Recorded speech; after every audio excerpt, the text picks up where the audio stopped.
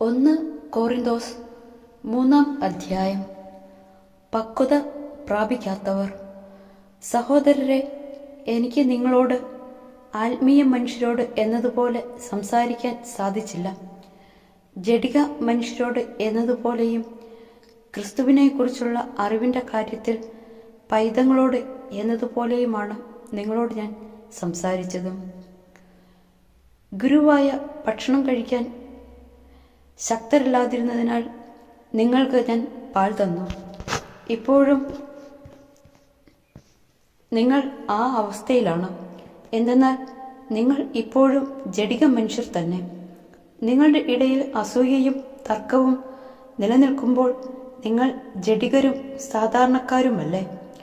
ലൗകികരായതുകൊണ്ടല്ലേ നിങ്ങളിൽ ചിലർ ഞാൻ പൗലോസിൻ്റെ ആളാണ് എന്നും ചിലർ ഞാൻ അപ്പോളോസിൻ്റെ ആളാണ് എന്നും പറഞ്ഞു നടക്കുന്നത്? ശുശ്രൂഷകരുടെ സ്ഥാനം. അപ്പോളോസ് ആരാണ്? പൗലോസ് ആരാണ്?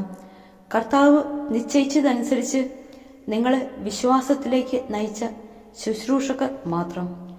ഞാൻ നട്ടു, അപ്പോളോസ് നനച്ചു, എന്നാൽ ദൈവമാണ് വളർത്തിയത്. അതുകൊണ്ട് നടുന്നവനോ നനയ്ക്കുന്നവനോ അല്ല, വളർത്തുന്നവനായ ദൈവത്തിനാണ് പ്രാധാന്യം. നടുന്നവനും നനയ്ക്കുന്നവനും തുല്യരാണ്. ജോലിക്ക് തക്ക കൂലി ഓരോരുത്തർക്കും ലഭിക്കും. ഞങ്ങൾ ദൈവത്തിൻ്റെ കൂട്ടുവേലക്കാരാണ്. നിങ്ങളാകട്ടെ ദൈവത്തിൻ്റെ വയലും വീടും. എനിക്ക് നൽകപ്പെട്ട ദൈവകൃപയനുസരിച്ച് ഒരു വിദഗ്ധ ശില്പിയെപ്പോലെ ഞാൻ അടിസ്ഥാനമിട്ടു. മറ്റൊരുവൻ അതിന്മേൽ പണിയുകയും ചെയ്യുന്നു. എപ്രകാരമാണ് താൻ പണിയുന്നതെന്ന് ഓരോരുത്തരും ഗൗരവപൂർവം ചിന്തിക്കട്ടെ. യേശുക്രിസ്തുവെന്ന അടിസ്ഥാനം സ്ഥാപിക്കപ്പെട്ടു കഴിഞ്ഞു. അതിനു പുറമെ മറ്റൊന്ന് സ്ഥാപിക്കാൻ ആർക്കും സാധിക്കുകയില്ല. ഈ അടിസ്ഥാനത്തിന്മേൽ ആരെങ്കിലും സ്വർണമോ വെള്ളിയോ രത്നങ്ങളോ തടിയോ പുല്ലോ വൈക്കോലോ ഉപയോഗിച്ച് പണിതാലും ഓരോരുത്തരുടെയും പണി പരസ്യമാകും. കർത്താവിൻ്റെ ദിനത്തിൽ അത് വിളംബരം ചെയ്യും. അഗ്നിയാൽ അത് വെളിവാക്കപ്പെടും. ഓരോരുത്തരുടെയും പണി ഏത് തരത്തിലുള്ളതെന്ന് അഗ്നി തെളിയിക്കുകയും ചെയ്യും. ആരുടെ പണി നിലനിൽക്കുന്നുവോ അവൻ സമ്മാനിതനാകും. ആരുടെ പണി അഗ്നിക്കിരയാകുന്നുവോ അവൻ നഷ്ടം സഹിക്കേണ്ടി വരും. എങ്കിലും അഗ്നിയിലുടന്നവണ്ണം അവൻ രക്ഷ പ്രാപിക്കും. നിങ്ങൾ ദൈവത്തിൻ്റെ ആലയമാണെന്നും ദൈവാത്മാവ് നിങ്ങളിൽ വസിക്കുന്നുവെന്നും നിങ്ങൾ അറിയുന്നില്ലേ?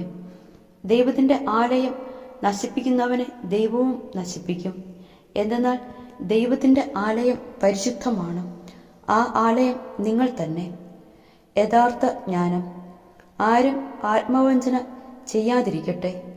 ആരെങ്കിലും ഈ ലോകത്തിൽ ജ്ഞാനിയെന്ന് വിചാരിക്കുന്ന പക്ഷം യഥാർത്ഥ ജ്ഞാനിയാകേണ്ടതിന് തന്നെ ഭോഷനാക്കട്ടെ. എന്തെന്നാൽ ഈ ലോകത്തിൻ്റെ വിജ്ഞാനം ദൈവത്തിന് ഭോഷത്വമാണ്.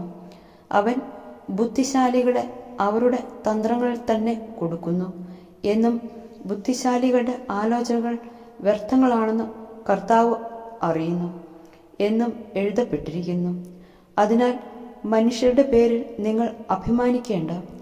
എല്ലാം നിങ്ങളുടെ സ്വന്തമാണ്. പൗലോസും അപ്പോളോസും കേഫായും ലോകവും ജീവനും മരണവും ഇപ്പോഴുള്ളവയും ഉണ്ടാകാനിരിക്കുന്നവയും എല്ലാം നിങ്ങളുടേത് തന്നെ. നിങ്ങളാകട്ടെ ക്രിസ്തുവിൻ്റേതും ക്രിസ്തു ദൈവത്തിൻ്റേതും.